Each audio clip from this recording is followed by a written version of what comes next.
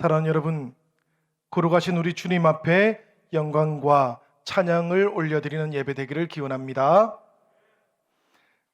우리가 알고 있는 것처럼 1517년 10월 31일 날 마르틴 루터는 독일 비텐베르크 성교회 그 정문에다가 95개 조항의 반박문을 공포했습니다. 이것을 통해서 신앙의 세계를 뒤흔들었던 종교개혁이 시작되었고, 우리는 금년에 505주년을 맞이하게 되었어요. 코로나 팬데믹을 지나오면서 우리 한국교회는 특별히 신앙의 정체성을 재발견해야 한다라는 과제 앞에 서 있기도 합니다. 그리고 사회적인 신뢰를 되찾아야 한다라는 중요한 도전 앞에 서 있기도 해요. 사회적인 신뢰를 회복한다라는 것은 한마디로 말하면 공공성을 다시 회복해야 된다라는 그런 뜻입니다. 공동의 선을 위해서 맡겨진 책임을 다하고 연약한 이웃들을 더 보살피는 섬김의 자리로 나아가야 한다라는 그런 뜻이지요. 한마디로 선한 일을 더 많이 해야만 한다라는 그런 뜻입니다. 그런데 여러분, 이렇게 선한 일을 하는 교회가 신앙의 뿌리를 잃어버리고 나면 정체성의 위기와 만날 수밖에 없지요. 그렇기 때문에 마음을 다하고 목숨을 다하고 뜻을 다하여 하나님을 사랑하는 일과 이웃을 자신처럼 사랑하는 일은 늘 조화를 이루어야 하는 것입니다. 사실 이 지점에서 교회는 늘 어려웠어요. 마음을 다하고 목숨을 다하고 뜻을 다하여 하나님을 사랑하는 것이 첫 번째이고, 그 다음에 이웃을 자신처럼 사랑하며 공동의 선을 위해서 섬기는 자리로 나아가는 것, 이것이 둘째라는 것이지요. 이 순서는 맞습니다, 여러분. 그렇지만 이렇게 하다가 보면 늘 하나님 사랑이 부족하다라는 것을 우리는 느낄 수밖에 없어요. 그래서 이웃 사랑은 조금 미루게 됩니다. 이웃 사랑으로 나아가지를 못하고 하나님 사랑에 더 몰두해야만 한다라고 그렇게 말하기도 하고, 그러면서 위안을 받기도 하지요. 혹은 이런 경우도 있어요. 하나님 사랑은 조금 빨리 포기해버리고 이웃 사랑으로 나아가야 한다, 이렇게 주장하기도 합니다.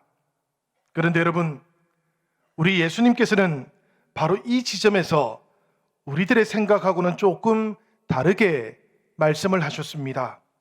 하나님 사랑이 크고 첫째 되는 계명이라고 말씀하셨던 우리 예수님께서는 이어서 이웃을 자기 자신처럼 사랑하라고 말씀하셨지만, 이 이웃을 자신처럼 사랑하라는 말 바로 그 앞에, 바로 직전에 둘째도 그와 같으니라는 말을 함께 하셨다는 것입니다.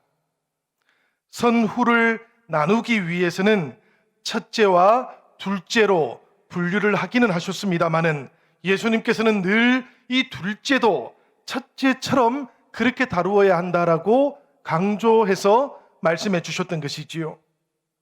그러니 하나님을 사랑할 때 이웃을 늘 생각해야 하는 곳, 그리고 이웃을 사랑할 때에 늘 하나님을 생각해야 하는 곳이 바로 우리 교회가 되기를 원하고 바랍니다. 여러분, 이 둘 중에는 어느 것 하나라도 놓쳐서는 아니 되는 것입니다. 복음이 처음에 우리나라에 들어왔을 때를 생각해 보면 우리 한국교회는 하나님을 정말 뜨겁게 사랑했던 교회였습니다. 그러나 동시에 우리 사회의 여러 가지 공적인 필요들 앞에서는 관심과 책임도 다했던 교회였다는 것을 우리는 기억합니다. 시간이 조금 더 흘러왔고요, 세월이 점점 지나오는 동안에 형식은 남았지만 알맹이가 자꾸만 사라지게 되었던 것이지요.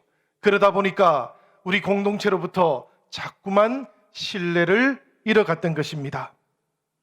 목회 데이터 연구소의 자료에 따르면 코로나19 이후에 교회가 회복하고 또 강화시켜 나가야 하는 과제들이 나오는데요, 그 과제들 가운데 1번은 무엇인가 하면 주일 현장 예배를 회복하는 것이라고 합니다. 그리고 두 번째는 무엇인가 하면 이 첫 번째하고 비율이 비슷해요. 34%가 나왔는데 교회의 공공성을 회복하고 강화하는 것이라 그렇게 말합니다. 코로나19 이후에 사회적인 신뢰도를 급격하게 잃어버렸기 때문인 것이지요. 우리 영신성도들에게 영신교회는 영적인 생명의 터전입니다. 그래서 우리 영신교회가 너무나 소중해요. 맞는 이야기입니다, 여러분. 그런데 우리 지역에서 살아가고 있는 주민들도 교회를 우리하고는 조금 다른 의미이기는 하지만 자신들의 것이라고 생각합니다. 무슨 이야기인가 하면 교회를 이제는 더 이상 개인들의 것, 성도들의 것이라고만 생각하지는 않는다는 이야기예요. 이 지역에 교회가 있으면 이 교회는 이 지역민들을 위한 교회이기도 하다라고 그렇게 받아들인다라는 이야기지요. 어떤 교회에 문제가 발생하게 되면 그 문제는 교회만의 문제이기만 한 것이 아니고 그 지역을 넘어서서 이 땅의 모든 교회들의 문제이기도 하다라고 그렇게도 받아들이십니다. 이 땅의 교회들을 우리 주 예수 그리스도의 교회라고 우리도 믿지요. 그리고 모든 교회들이 하나의 교회라고 그렇게 받아들이기는 합니다마는 사실 성도들은 그런 생각이 대단히 약해져 있습니다. 자기가 섬기는 교회만이 더 중요하기 때문에 그런 것이지요. 그런데 참으로 놀랍게도 신앙생활을 아직 하고 있지는 않지만 주민들은 조금 다르게 생각하는 겁니다. 교회는 다 하나라고 그렇게 생각하고 있는 것이지요. 이 신길동과 영동포를 비롯해서 우리들이 보냄을 받는 그 모든 지역들에서 우리들은 그리스도의 대사가 되어서 복음을 살아야 합니다. 그리고 이 복음을 전해야 합니다. 그리고 또한 여러 교회들하고 함께 힘을 모아서 공적인 책임도 함께 감당해 나가야 되는 것이지요. 우리가 그렇게 해나가야만 주님께서 이 땅에서도 수많은 사람들로부터 영광을 얻을 수 있으시기 때문입니다. 우리들은 지금 바로 이와 같은 상황들 속에서 종교개혁주의를 맞이하고 있는 것이에요. 다시 한번 변화와 회복을 꿈꾸고 사랑과 섬김을 노래하는 그런 종교개혁주일이 되기 위해서 우리들은 무엇을 준비해야만 할까요? 오늘 우리가 읽었던 말씀을 통해서 우리가 살펴보면 첫 번째로 우리에게 꼭 필요한 것은 말씀과 새롭게 만나는 체험이에요. 우리가 구약성경 열왕기하 23장의 말씀을 보면 유다의 개혁자였던 요시야 왕을 우리가 만나게 됩니다. 이 요시야 왕이 20살이 되었을 때에 그는 유다와 예루살렘에 있던 모든 우상들을 제거하기 시작했어요. 그러다가 이 우상을 제거하는 일이 더 큰 종교개혁이 될 수 있었습니다. 그 이유가 어디에 있었던가 살펴보니까 하나님의 말씀과 요시야 왕이 뜨겁게 만났던 것이지요. 사실은 자신의 아버지였던 아몬과 할아버지였던 므낫세가 하나님의 말씀을 모두 다 불태워버렸습니다. 그래서 요시야와 또 그 시대 제사장들은 하나님의 말씀과 뜨겁게 만날 수 있는 기회가 없었어요. 그런데 누군가가 그 엄청난 핍박 속에서도 하나님의 말씀을 성전 깊숙한 곳에 숨겨놓았던 것입니다. 누군가는 발견하겠지. 때가 되면 하나님께서 이 말씀이 발견되도록 하시겠지 하는 그런 믿음으로 그 핍박을 무릅쓰고 하나님의 말씀을 보호해 놓았다라는 그런 이야기예요. 바로 이 하나님의 말씀이 제사장 hil기야를 통해서 발견이 되었고요. 서기관 사반에게 전달이 되어서 요시야 왕 앞에서 낭독되기에 이르렀던 것입니다. 여러분, 이 하나님 말씀의 재발견이 요시야를 뜨겁게 변화시켰어요. 이 하나님 말씀의 재발견이 우연한 사건도 아니었어요. 사반은 이 하나님의 말씀을 요시야 왕 앞에서 읽어갔는데 이 말씀을 듣는 동안 요시야 왕은 이 말씀이야말로 우리가 잃어버렸던 하나님의 말씀이구나, 그 생각이 떠오르자 그 하나님의 말씀 앞에서 자신의 옷을 찢기 시작했습니다. 말씀을 듣기 전까지는 유다가 무엇인가 잘못한 것 같다라는 막연한 생각만 가지고 있었는데요, 제대로 된 하나님의 말씀을 만나고 그 말씀 앞에 서게 되니까 유다와 예루살렘이 그야말로 회복이 불가능한 그런 나라였고 도시였다는 것을 깨닫게 되었던 것이지요. 우상을 숭배했던 죄악으로부터 하나님의 진노가 지금 임하고 있다라는 것을 깨달은 것입니다. 요시야는 제사장들에게 하나님의 뜻이 무엇인지를 기도해 달라고 그렇게 부탁을 했어요. 그리고 여선지자였던 훌다에게 그들을 보내어서 하나님의 뜻도 듣고자 했습니다.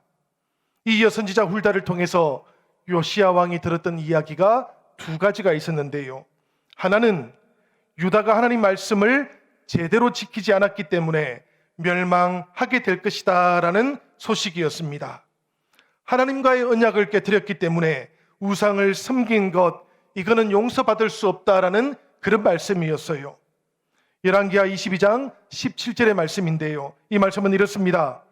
이는 이 백성이 나를 버리고 다른 신에게 분향하며 그들의 손의 모든 행위로 나를 경노하게 하였음이라.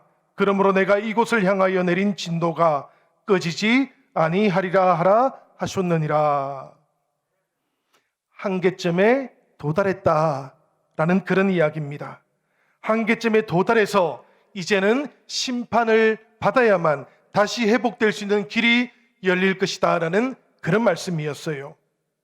그런데 여러분, 이 여선지자 훌다는 다시 한번 요시야 왕을 향해서 또 다른 말씀도 주셨습니다. 그 내용이 무엇인가 하면 하나님께서 요시야 왕의 겸손과 눈물과 기도를 보셨다라는 말씀이에요. 그래서 이 요시야 왕이 죽을 때까지는 하나님의 심판이 유다에 임하지 아니할 것이다 라는 말씀을 허락받았던 것입니다. 열왕기하 22장 19절과 20절의 말씀인데 우리 이 말씀은 다 같이 한번 읽어보도록 하겠습니다. 다 같이 읽겠습니다. 내가 이곳과 그 주민에게 대하여 빈터가 되고 저주가 되리라 한 말을 내가 듣고 마음이 부드러워져서 여호와 앞 곧 내 앞에서 겸비하여 옷을 찢고 통곡하였으므로 나도 내 말을 들었노라. 여호와가 말하였느니라. 그러므로 보라, 내가 너로 너의 조상들에게 돌아가서 평안히 묘실로 들어가게 하리니 내가 이곳에 내리는 모든 재앙을 내 눈이 보지 못하리라 하셨느니라. 아멘. 요시야 왕이 이 하나님의 은혜의 말씀을 듣게 되었어요. 이 은혜의 말씀을 들은 다음에 요시야는 자신의 안전에 만족하지를 않습니다.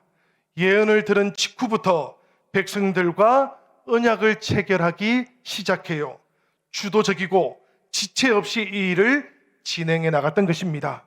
여러분, 유다와 예루살렘의 모든 백성들과 제사장들이 함께 모였어요. 모든 장로와 모든 백성들을 요시야 왕이 다 모았다라는 그런 뜻입니다.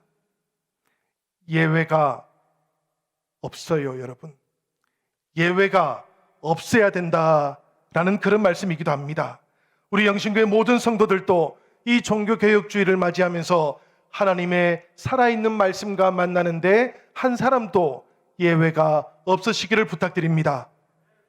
우리가 열왕기하 23장 1절과 2절의 말씀을 보시면 요시야는 이 모든이라는 말을 특별히 강조하고 있다는 것도 발견하게 되지요. 이 요시야 왕이 하나님의 말씀을 봉독했습니다. 그리고 왕이 먼저 언약을 세웠고 모든 백성들도 이 언약을 따르겠다라고 그렇게 결단을 해요. 성도 여러분, 우리는 이 말씀을 통해서 하나님의 말씀을 맡은 자의 책임이 어떠한 것인지를 볼 수가 있습니다. 요시야 왕은 자신이 먼저 하나님 앞에서 바른 결단을 하고 있는 것이지요. 이것은 단순히 징계가 두려워서 그렇게 했던 것만은 아닙니다. 살아있는 하나님의 말씀을 만나고 나니까 마음을 다하고 성품을 다하여 하나님 여호와를 순종하겠다라는 이 고백이 생겨났던 것이지요. 저는 이것이 종교개혁의 출발점이고 종교개혁의 모든 것이라고 생각을 합니다. 16세기에 발생했던 종교개혁도 역시 그 역사를 살펴보면 이 하나님의 말씀과 뜨겁게 만났던 역사가 있었던 것이지요. 사제들만 사용했던 라틴어가 아니고 자기 나라 언어로 성경을 번역했습니다. 일상의 언어들 속에서 하나님의 말씀을 깊이 만났습니다. 그렇게 하는 동안 그들의 마음 속에서부터 신앙의 불이 타올랐고 영혼의 불이 타오르기 시작했던 것이지요. 여러분, 1100년대에 라틴어 성경을 프랑스어로 번역했던 피터 발도라는 사람이 있어요. 이 사람은 프랑스를 이용해서 부유한 상인으로 살았습니다. 그러다가 우리 주 예수 그리스도를 만나고 회심을 경험해요. 그렇게 주님을 만나고 회심을 경험한 다음에 이 사람은 자신이 가지고 있던 모든 재산을 사람들에게 다 나누어 줍니다. 그리고는 빈민을 위한 무료 급식소를 만들고 그곳에서 섬김의 사역을 감당해 가기 시작했어요. 그러면서 동시에 성경 번역을 위한 표준을 만들어 내었습니다. 이후에 이 피터 발도는 리옹의 대주교로부터 파문을 당해서 설교를 할 수 없게 되었습니다마는 그의 추종자들이 이 리옹을 떠나서 프랑스 남부로 확산되어 갔습니다. 그리고는 점점 더 유럽으로 번져나가서 마침내 유럽에 살아있는 하나님의 말씀을 전하기 시작했던 것이지요. 1300년대경에는 교황이 이런 성경 번역하는 것을 금지시켜 버렸습니다. 그리고는 라틴어 성경만 소수의 사제들이 소유할 수 있도록 그렇게 법률로 정해 놓았어요. 그런데 그 당시에 영국 교구장이기도 했던 존 위클리프라는 사람이 있었습니다. 이 위클리프는 이 교황의 가르침을 따를 수가 없었어요. 왜냐하면 사람들에게 복음의 진리를 전해야 했기 때문입니다. 사람들은 사실은 설교를 듣고 교회에 찾아와도 복음을 알지를 못했어요. 라틴어 성경을 읽어도 뜻을 깨달을 수가 없었고 설교를 들어도 라틴어로 설교를 했기 때문에 그 말이 무슨 뜻인지 알지를 못했기 때문입니다. 여러분들이 유럽을 가시면 유럽의 교회들 가운데 때때로 이 교회 벽에 성화가 그려져 있는 것들을 볼 때가 있습니다. 성경을 들어도 알지 못하고 읽어도 깨닫지 못했던 사람들을 위해서 중세의 그림으로 전달하려고 성화를 그려놓았던 것이지요. 그런데 이 성화에도 보면 여러 가지 신비로운 그림들만 너무 많이 있다 보니까 복음의 깊은 내용을 알아들을 수가 없었던 것입니다. 위클리프는 사람들에게 이 복음의 진리를 전하기 위해서 성경을 영어로 번역을 하기 시작했어요. 그리고는 1382년에 이 영어 성경을 완간하게 되었습니다. 이 성경이 영국뿐만이 아니고요, 유럽의 여러 나라로 번져갔습니다. 그리고 체코로도 흘러 들어가서 얀 후스에게 큰 영향을 끼치게 되었던 것이지요. 여러분, 이 얀 후스는 어떤 사람입니까? 얀 후스는 프라하 대학의 교수였어요. 그런데 그냥 신학교 교수였을 뿐만 아니라 이 프라하 대학의 총장이기도 했습니다. 얀 후스는 위클리프로부터 영향을 받아가지고 성경을 체코어로 번역을 하기 시작합니다. 그러니까 라틴어로 되어 있던 성경들이 점점 더 이제 사람들이 사용하는 일상의 언어들로 번역되어 가기 시작했다라는 그런 이야기지요. 그야말로 종교개혁이라고 하는 것은 언어의 감옥에서 성경을 해방시켰던 사건이었다라는 그런 뜻입니다. 그야말로 사람들이 살아가고 있던 그 일상의 언어로 성경이 변화되기 시작했다라는 그런 뜻이에요. 심지어는 저 이탈리아에서조차도요, 사보나롤라는 이탈리아에서 그야말로 라틴어 설교 대신에 이태리어로 설교를 하기 시작했고, 그 설교를 듣는 많은 사람들이 광장에 모여서 성령의 임하시는 역사를 체험할 수 있게 되었던 것이지요. 이런 역사들이 있었기 때문에, 이 살아있는 말씀과 만나는 뜨거운 경험들이 있었기 때문에 루터의 종교개혁은 출발할 수 있었던 것이고 큰 영향을 끼칠 수 있게 되었던 것입니다. 성도 여러분, 종교개혁 505주년을 맞이한 오늘 우리들도 이 살아있는 말씀들과 만날 수 있기를 기원합니다. 말씀이 내 안에서 살아나야만 내 영혼의 불이 살아날 수 있기 때문에 그렇습니다. 우리들이 살아있는 이 말씀과 만나야만 우리도 변화를 체험할 수 있기 때문에 그런 것이지요. 사랑하는 우리 영신교회가 이렇게 살아있는 말씀과 만나는 교회 되기를 기원드립니다. 성도님들 한 분 한 분에게 오늘 이 예배를 통해서 말씀의 은혜가 찾아오기를 기원합니다. 그리고 하나님의 말씀이 우리의 모든 길을 인도해 주셔서 우리가 살아가는 모든 시간들, 모든 공간들 속에서 주님의 말씀과 뜨겁게 만나는 은혜도 체험하기를 기원드립니다. 여러분, 이 종교개혁 505주년 때에 우리에게 필요한 두 번째는 살아있는 예배가 회복되는 것이지요. 우리가 요한복음의 말씀을 보니까 영과 진리로 예배하는 것, 이것이 참되게 예배하는 것이라고 우리 주님께서 말씀해 주셨습니다. 여러분, 요한복음 4장 23절과 24절의 말씀인데 이 말씀 한번 읽어보도록 하지요. 아버지께 참되게 예배하는 자들은 영과 진리로 예배할 때가 오나니 곧 이때라. 아버지께서는 자기에게 이렇게 예배하는 자들을 찾으시느니라. 하나님은 영이시니 예배하는 자가 영과 진리로 예배할지니라. 아멘. 이 말씀은 사마리아 여인이 예수님께, 사마리아 사람들은 저 그리심산에서 예배를 한다고 하고요, 유대인들은 예루살렘에서, 그러니까 시온산에서 예배해야 된다, 이렇게 말하고 있는데요, 이렇게 묻자 예수님께서 대답하셨던 내용이지요.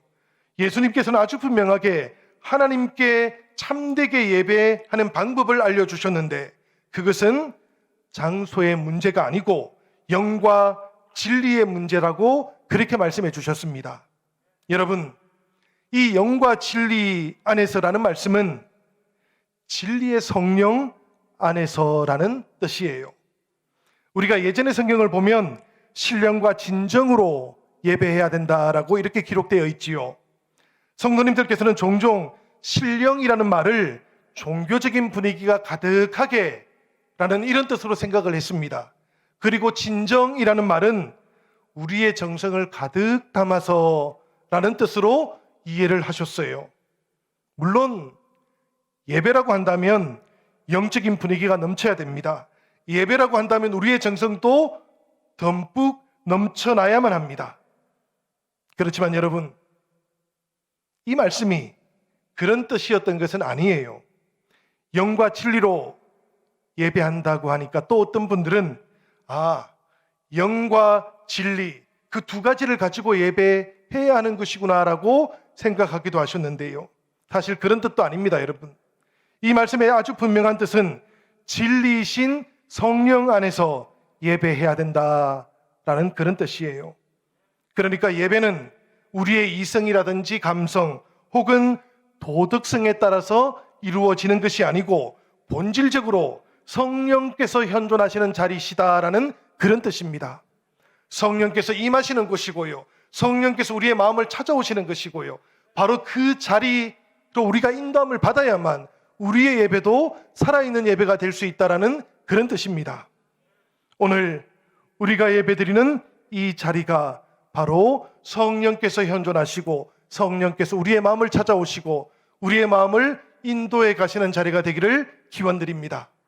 사랑하는 여러분, 이 성령 안에서 하나님을 향해서 전심으로 고백하는 것, 이것이 우리에게는 가장 중요한 예배의 고백이다라는 그런 뜻이지요.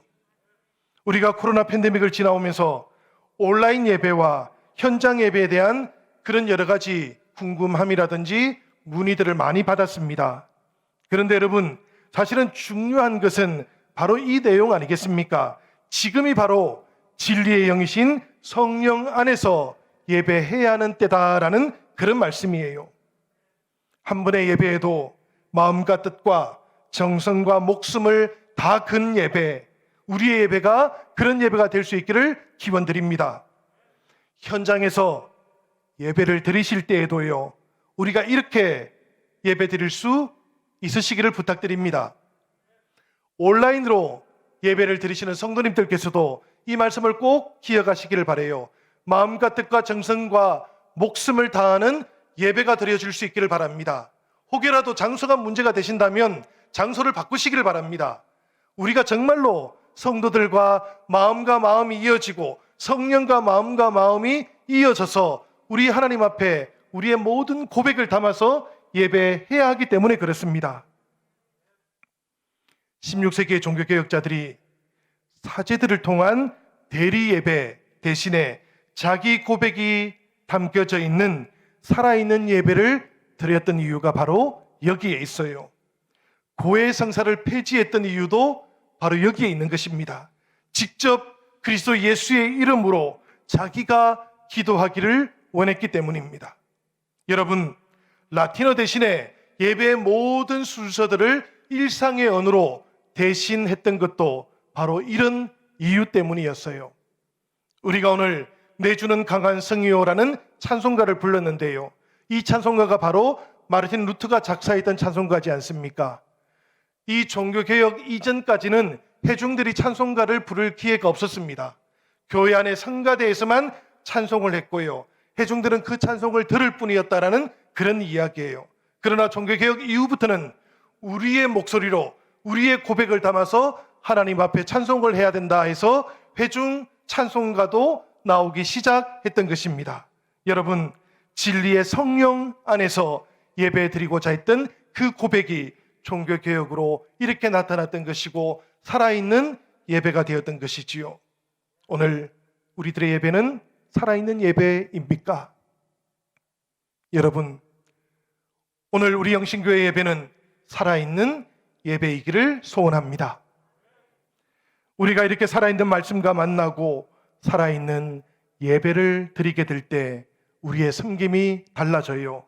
하나님의 말씀을 재발견할 수 있게 되고요, 그 말씀과 깊이 만나고 나면 진리의 성령으로부터 인도함을 받기 때문에 영혼의 불이 살아나고 이웃을 향한 그리스도 예수의 사랑을 아름답게 우리들이 실천해 갈 수 있게 되는 것입니다. 여러분, 2023년도에도 우리 영신교회 모든 신도회들은 섬김의 기회들을 만들 것입니다. 구역교회는 살아있는 말씀과 만나고 살아있는 예배를 드리시니까 살아있는 섬김도 이루어 가실 것입니다. 우리 영신교회 안에는 붕어빵으로 이웃들에게 복음을 전했던 사역이 있었습니다. 코로나 때문에 멈추어졌지만 또 다른 방식으로 우리들은 이웃을 만나게 될 거예요. 노방전도를 하시면서 이웃들에게 직접적으로 복음을 전했던 아름다운 신앙의 전통도 우리들은 가지고 있습니다. 서울역 노숙자들을 돌보았던 사역들이 지금도 우리를 기다리고 있어요. 구제부 사역이 있고 돌보시는 사역들이 있으십니다. 우리가 다음 주부터는 사랑의 성탄 선물을 통해서 이웃들에게 성탄의 기쁜 소식을 전하고자 합니다. 성도 여러분, 11월 13일부터 시작될 영신 사역 박람회를 기억해 주시고 또 기도도 해 주시기를 부탁드립니다. 멈춰졌던 섬김이 살아있는 섬김이 될 수 있도록 기도해 주시기를 바랍니다. 모든 성도들께서도 각자의 자리들에서 이 살아있는 섬김에 참여해 주시기를 부탁드려요. 그렇게 우리의 섬김이 빛날 수 있기를 바랍니다.